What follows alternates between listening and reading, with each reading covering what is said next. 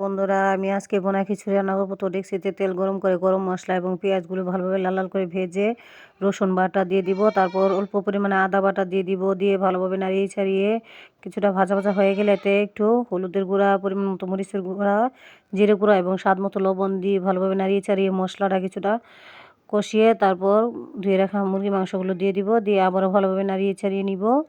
নাড়িয়ে ছাড়িয়ে নেওয়ার পর যখন কিছুটা ভাজা হবে তখন পরিমাণ মতো একটু পানি দিয়ে মুরগি মাংসটা সিদ্ধ করে এতে আগে থেকে ধুয়ে রাখা চাল ডালটা দিয়ে দিব। দিয়ে আবারও ভালোভাবে একটু নাড়িয়ে ছাড়িয়ে চালটা কিছুটা ভেজে নেব।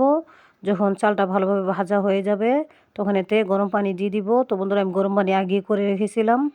তো বন্ধুরা দেখুন, আমার বোনা খিচুড়ি প্রায় হয়ে এসছে। এখন ভালোভাবে নাড়িয়ে ছাড়িয়ে নিব। তো আবারও ভালোভাবে একটু নাড়িয়ে ছেড়ে দিচ্ছি। তো দেখুন বন্ধুরা, আমার বোনা খিচুড়িটা কতটা ঝরঝরো হয়েছে। তো এখানে একটু হলুদ কম পড়েছে। তো বন্ধুরা, আমার পাশে থাকার জন্য সবাইকে ধন্যবাদ। আর এই দেখুন আমার বোনা খিচুড়িটা কতটা লোভনীয় হয়েছে।